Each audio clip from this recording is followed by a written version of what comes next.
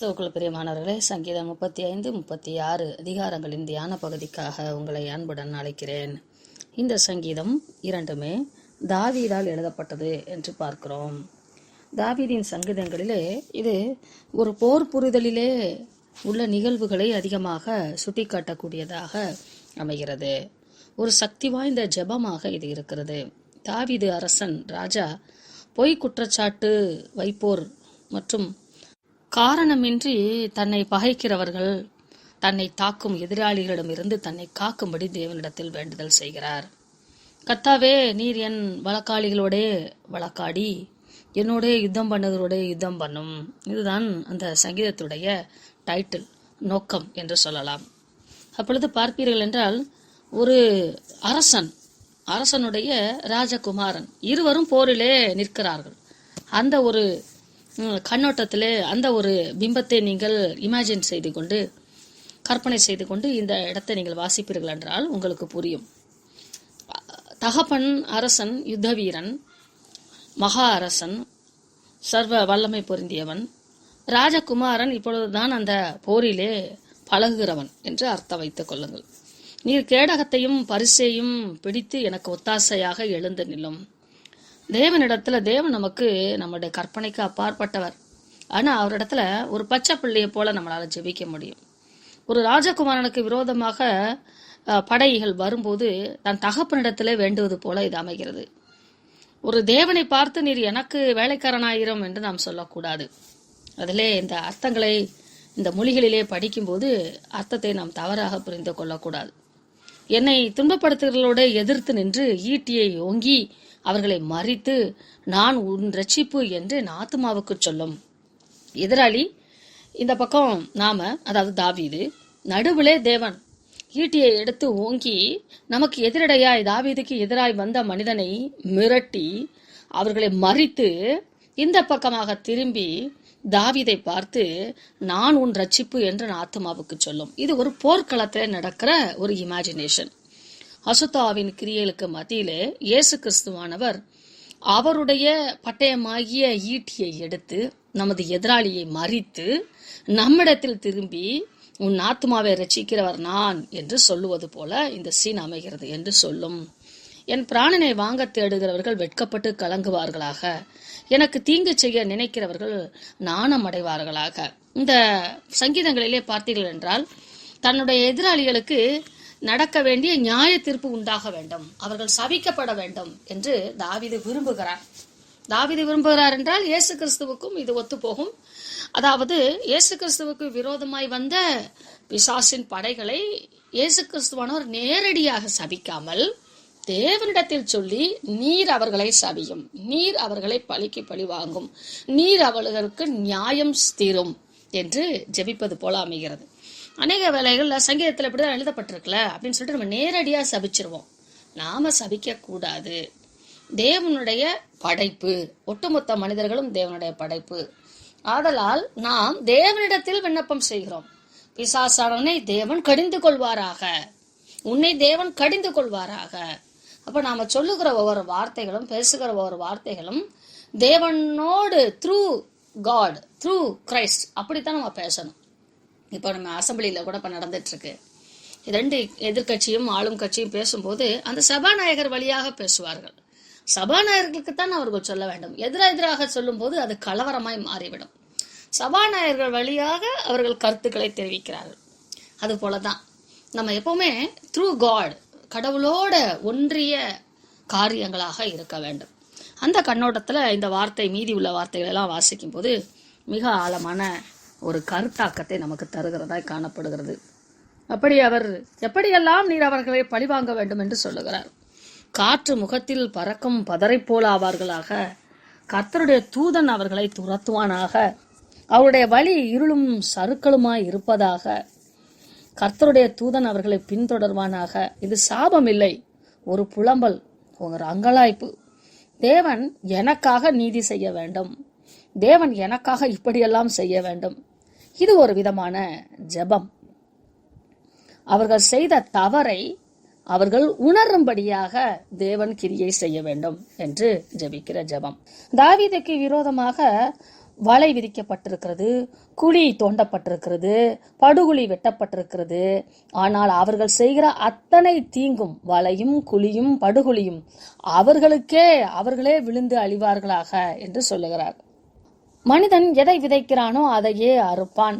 நமக்கு விரோதமாய் பல வேலைகளை செய்வது போல நமக்கு தோன்றும் போது நாம் தேவனிடத்தில் அண்டிக் கொள்ள வேண்டும். அதைத்தான் நாம் மிகவும் கவனமாக செய்ய வேண்டும். அவர்கள் தோண்டுகிற படுகுழிகளும் அவர்கள் விரிக்கிற வலைகளிலும் அவர்களே அகப்படுவார்கள். அதுல எந்த சந்தேகமும் இல்லை. அதை அகப்படுவார்கள் என்பதை நாம் புரிந்து கொள்ள வேண்டும். அதைத்தான் இந்த சங்கீதம் நமக்கு வெளிப்படுத்துகிறது.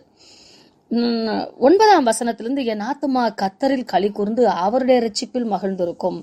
ஏனென்றால் சிறுமைப்பட்டவனை அவனிலும் பலவானுடைய கைக்கும் சிறுமையும் எளிமையும் ஆனவனை கொள்ளையிடுகிறவனுடைய கைக்கும் தப்புவிக்கிற உமக்கு ஒப்பானவர் யார் கர்த்தாவே என்று என் எலும்புகள் எல்லாம் சொல்லும். இதற்கு நல்ல ஒரு உதாரணம், எகிப்தியர்கள் இஸ்ரவேலர்களை தொடர்ந்து வருவதையும் தேவன் மோசேயின் மூலமாக சமுத்திரத்தை இரண்டாக பிளந்து அவர்களை பாதுகாப்பதையும் நாம் இங்கே நினைவு கூறலாம். அப்பொழுது மோசேயும் கூட யாத்திரையாகமம் 15:11 சொல்லப்பட்டிருக்கிறது. 15:11 சொல்லப்பட்டிருக்கிறது, கர்த்தாவே தேவர்களில் உமக்கு ஒப்பானவர் யார்? பரிசுத்தத்தில் மகத்துவம் உள்ளவரும் துதிகளில் பயப்படத்தக்கவரும் அற்புதங்களை செய்கிறவருமாகிய உமக்கு ஒப்பானவர் யார் என்று முதலாக மோசே அந்த பாடலை பாடுகிறார். இங்கே தாவீதும் உமக்கு ஒப்பானவர் ஒருவரும் இல்லை என்று என் எலும்புகள் சொல்லும் என்று ஏன் சொல்லுகிறார் என்றால், பயம் வரும்போது நம்முடைய எலும்புகள் எல்லாம் கட்டுவிட்டு நடுநடுங்கும். அதனுடைய ஸ்திரத்தன்மை இல்லாமல் போய்விடும். எலும்புகள் மெழுகு போல உருகிவிடும். நமக்கு ஆபத்து, பலவீனம், மரணப்படுக்கை, எதிராளிகளின் கூக்குரல் இவைகளெல்லாம் காணும் போது நம் எலும்புகள் பலனற்று போய்விடும். ஆனால் என்னை காக்கிற கர்த்தர், அவருக்கு ஒப்பானவர் இந்த பூமியிலே யாருமில்லை என்பதை உணரும் போது நமது எலும்புகள் எல்லாம் கம்பீரிக்கும், சந்தோஷமா இருக்கும். அதைத்தான் அவர் இப்படி சொல்லுகிறார். 11ஆம் வசனம் இயேசு கிறிஸ்துவானவருடைய புலம்பலாக காணப்படுகிறது. கொடுமையான சாட்சிகள் எழும்பி நான் அறியாததை என்னிடத்தில் கேட்கிறார்கள். இதே நம்முடைய வாழ்க்கையிலும் நடக்கும். நம்ம இடத்துல சில கேள்விகள், சில என்கொயரிலாம் நமக்கு நம்ம நாலேஜ்ல இருக்கவே இருக்காது. அப்படி ஒரு சம்பவம் போல நம்ம மனதுல ரெக்கார்டே இருக்காது. ஆனா அதை குறிச்சு தோண்டி கேட்பாங்க. அப்ப ரொம்ப ஆச்சரியமா இருக்கும், என்ன இப்படிலாம் கேட்கறாங்க அப்படின்னு தோணும். நான் செய்த நன்மைக்கு பதிலாக தீமை செய்கிறார்கள், என் ஆத்துமாவை திக்கற்று போக பார்க்கிறார்கள் என்று புலம்பக்கூடியதாய் காணப்படுகிறது. மத்தேயு 26:60 இயேசு கிறிஸ்துவானவருக்கும் இப்படி நடந்தது. இயேசுவை கொலை செய்யும்படி அவருக்கு விரோதமாய் பொய் சாட்சிகள் தேடினார்கள், ஒருவரும் அகப்படவில்லை. அநேகர் வந்து பொய் சாட்சிகள் சொல்லியும், அப்ப அநேகர்னா என்ன சொல்லியிருப்பாங்க, இயேசு கிறிஸ்துவான இமேஜின் கூட பண்ணி பார்த்திருக்க மாட்டாரு. அப்படிப்பட்ட காரியங்களெல்லாம் சொல்லி பொய் சாட்சி சொன்னார்களாம். அநேகர் வந்து பொய் சாட்சி சொல்லியும் அவர்கள் சாட்சி ஒவ்வவில்லை. மரண தண்டனைக்கு ஆளாக்க முடியாத அளவுக்கு சாட்சி இல்லை, அந்த அளவுக்கு ஹை சாட்சி இல்லை. கடைசியிலே 2 பொய் சாட்சிகள் வந்து என்று சொல்லி இயேசு கிறிஸ்துவானுக்கு விரோதமாக அநேக பொய் சாட்சியாளர்கள் எழும்பினார்கள், கொடுமையான சாட்சிகள் எழும்பினார்கள். அவர் அறியாத அநேக காரியங்களை அவருக்கு விரோதமாக சொன்னார்கள் என்று பார்க்கிறோம். நம்ம வாழ்க்கையில இப்படியெல்லாம் நடக்கும்போது நம்ம ஆச்சரியப்படக்கூடாது. எப்ப ஆச்சரியப்பட மாட்டோம்? இயேசு கிறிஸ்துடைய பாடு மரணங்களை நமக்காக அவர் சகித்த சின்ன சின்ன சின்ன சின்ன சின்ன மன உளைச்சலான காரியங்கள் எல்லாவற்றையும் நாம் கவனமாய் அலசி ஆராயும் போது, உணர்ந்து கொள்ளும் போது நாம் இந்த உலகத்தை பார்த்து நகைப்போம். வென்ற இயேசு கிறிஸ்துவின் வழியிலே நாமும் வெல்வோம். 13ஆம் வசனத்திலிருந்து ஒட்டுமொத்த மனிதனை குறித்து ஆண்டவர் சொல்லுகிறார், இயேசு கிறிஸ்துவானவர் சொல்லுகிறார். அவர்கள் வியாதியா இருந்த போது இருட்டு என் உடுப்பாய் இருந்தது. ஆதாம் பாவம் செய்து வீழ்ந்து போன போது ஒட்டுமொத்த மனிதனும் வியாதியிலே இருக்கிறான், சுகமற்று இருக்கிறான். அப்பொழுது கிறிஸ்துவானவர் தமது ராஜ வஸ்திரத்தை கலட்டி வைத்துவிட்டு ரெட்டுடுத்தி அடிபடக்கூடிய பிரயச்சித்த ஆடாக அவர் இந்த பூமியிலே இறங்கி வந்தார். பாவத்தையும் சாபத்தையும் போர்த்தி கொண்டார். அவருடைய ஊழிய ஆரம்ப காலங்களிலே 40 நாள் உபவாசம் இருந்தார்.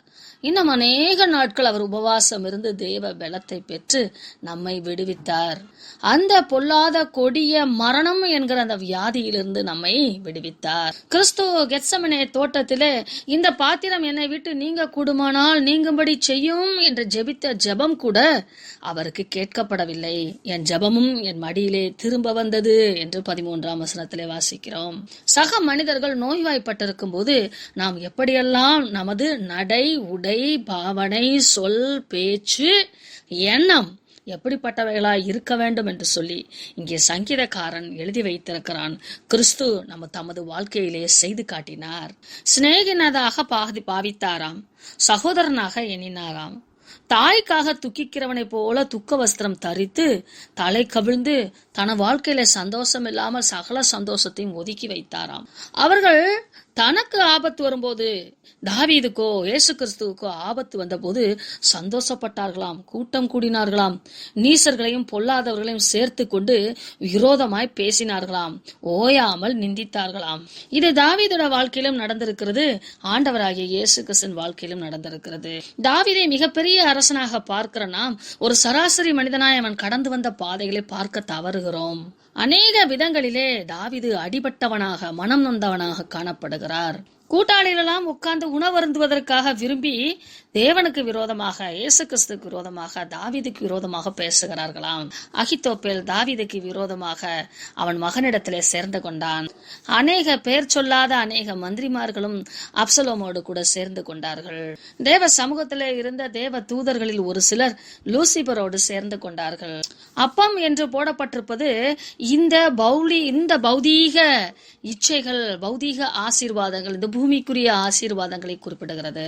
அது சம்பளமா இருக்கலாம், அதிகாரமா இருக்கலாம், அந்தஸ்தா இருக்கலாம், நண்பர்களா இருக்கலாம், உணவா இருக்கலாம், உடையா இருக்கலாம், வெகுமதிகளா இருக்கலாம். இந்த பூமிக்குரிய சம்பத்துக்காக அவர்கள் கூட்டாளிகளா இருக்கிறார்களாம். இவைகளெல்லாம் நீர் பார்த்து கொண்டு அமைதியா இருப்பீரோ? உமக்கு அருமையானதை சிங்கக்குட்டிகளுக்கு தப்பிவியாமல் இருப்பீரோ? சிங்கக்குட்டிகள் கொதறி சாப்பிடும். அது நிறைய வேஸ்ட் பண்ணி சாப்பிடும். அப்படி போல அது என்ன செய்துனே தெரியாம விளையாடும். அது போல அந்த சிங்கக்குட்டிகளை போல என்ன பீறி போடுறாங்களே என்று சொல்லி தாவீது அழுவதையும் இயேசு கிறிஸ்துவனுடைய மன உளைச்சலையும் இங்கே நாம் கற்றறியலாம். நீர் என்னை அப்படி தப்புவிக்கும் போது மகா சபையிலே உம்மை துதிப்பேன், திரளான ஜனங்களுக்குள்ளே உம்மை புகழுவேன். பரலோகத்திலே நடக்கும் நிகழ்வு இது. கிறிஸ்து மகாசபை என்று சொல்வது பரலோக சபை. வீணா எனக்கு சத்துருக்களானவர்கள் என்னை நிமித்தம் சந்தோஷியாமலும் முகாந்திரம் இல்லாமல் என்னை பகைக்கிறவர்கள் கண் சிமிட்டாமலும் இருப்பார்களாக. எனக்கு யாருனே தெரியாது, ஆனா என்னை நையாண்டி பண்ணி அந்த முகங்கள்ல சில பாவனைகளெல்லாம் வச்சு கேவலமா without knowing and without reason they are marking at me. என்னை அவர்கள் கேவலமாக நடத்துகிறார்கள். என்னிடத்தில் சமாதானமாய் பேசாமல் வஞ்சகமான காரியங்களை கருதுகிறார்கள். ஆமா ஆமா நானும் பார்த்தேன் என்று சொல்லி அவர்கள் எனக்கு விரோதமாக சாட்சியா நிற்கிறார்கள். இவைகள் எல்லாவற்றையும் பார்த்து விட்டு நீர் அமைதியாயிராதேயும், என் ஆண்டவரே, எனக்கு தூரமாயிராதேயும், நியாயம் செய்யும், நீர்தான் என் நியாயாதிபதி. அவர்கள் என்னை விழுங்கி விட்டோம் என்று பேசாதபடிக்கு அந்த நிந்தைக்கு என்னை விலக்கி காரும். நமக்கு விரோதமாய் நமது அழிவுக்காக காத்திருக்கிறவர்கள் மத்தியிலே அவர்களுக்கு விரோதமாய் நாம் பேசாமல் தேவனை அண்டிக் கொள்வது நமக்கு நலம். நம்மோடு கூட எப்பொழுதும் இரண்டு விதமான மக்கள் இருப்பார்கள். ஒருவர் நம்மோடு கூட இருந்து கொண்டு நமக்கு விரோதமாயிருப்பார்கள், சிலர் நம்மோடு கூட இருந்து கொண்டு நமக்கு பட்சமாயிருப்பார்கள். அதைத்தான் 26, 27 வசனங்கள் சொல்லுகிறது. நம்மோடு இருப்பவர்கள் தேவ நீதி விளங்க வேண்டும், தேவன் தமது ஊழியக்காரின் சுகத்தை விரும்புகிறவர் என்று சொல்லி தேவனுக்கு மகிமையை செலுத்துவார்கள். சங்கீதம் 36 அதிகாரம் மனிதனின் அக்கிரம எண்ணத்தையும் தேவனின் எல்லையற்ற அன்பு, ஜீவனுள்ள அந்த அன்பு, நீதி இவைகளை வேறுபடுத்தி காட்டுகிறதாக அமைகிறது. துன்மார்க்கர்களை படம் பிடித்து காட்டுவது போல அமைகிறது. துன்மார்க்கனுடைய துரோக பேச்சு என் உள்ளத்திற்கு தெரியும். அவர்கள் மனதிலே கண்ணிலே தெய்வ பயம் இல்லை. அருவருப்பானவர்கள், தங்களுக்கு தாங்களே இச்சகம் பேசுகிறார்கள், அக்கிரம வஞ்சகம் உள்ளவர்கள், பக்தியாய் நடந்து கொள்வதையும் நன்மை செய்வதையும் விட்டு விடுகிறார்கள். அவருடைய படுக்கையின் மேல் அக்கிரமத்தை தான் யோசிக்கிறார்கள். நல்லதல்லாத வழிகளிலே காரியங்களை செய்வதற்கும் பொல்லாப்பை வெறுக்காமலும் இருக்கிறார்கள். 10 காரியங்களை துன்மார்க்கர்கள் செய்கிறார்கள்.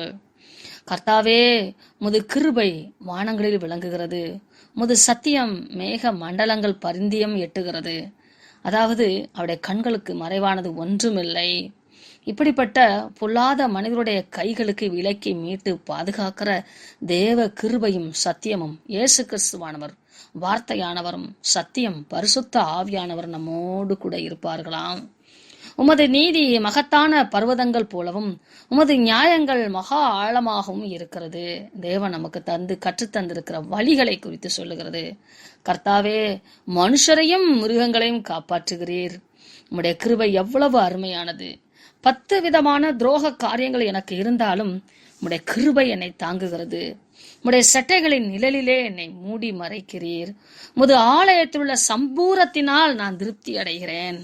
உமது பேரின்ப நதியினால் என் தாகத்தை தீர்க்கிறீர் என்று சொல்லி, அவரே எனக்கு போஜனம், அவரே எனக்கு திருப்தி அளிக்கிற ஜீவ தண்ணீர் என்று சொல்லுகிற அந்த ஒரு அடிப்படையான விசுவாச அறிக்கையை பார்க்கிறோம்.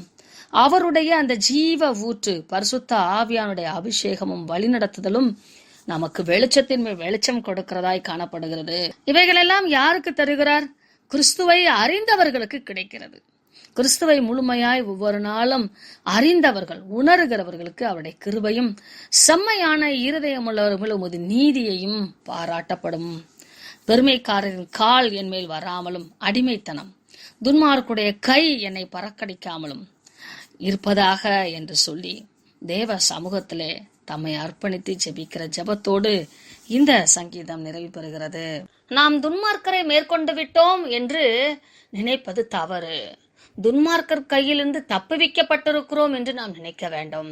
நாம் தேவனை அண்டிக் கொள்ள வேண்டும் என்று நினைக்க வேண்டும். தேவன் அவர்களை நாசம் செய்ய வேண்டும் என்று நினைப்பது நமக்கு நல்லது கிடையாது.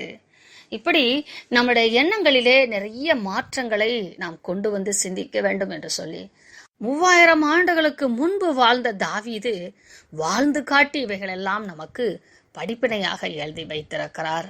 தேவன் தாமே அவருடைய சங்கீத புத்தகங்களில் எழுதப்பட்டிருக்கிற ஆழமான மனித இயல், தேவ இயல், கிறிஸ்து இயல் இன்னதென்று உணர்ந்து நமது வாழ்க்கையிலே கடைபிடித்து தேவன் நம்மை படைத்த அந்த நித்திய சாயலுக்கு நேராக நமது எண்ணங்கள், சிந்தைகள், யோசனைகள் ஸ்திரப்படுவதற்கு பரிசுத்த ஆவியானவர் உதவி செய்வாராக. ஆமென்.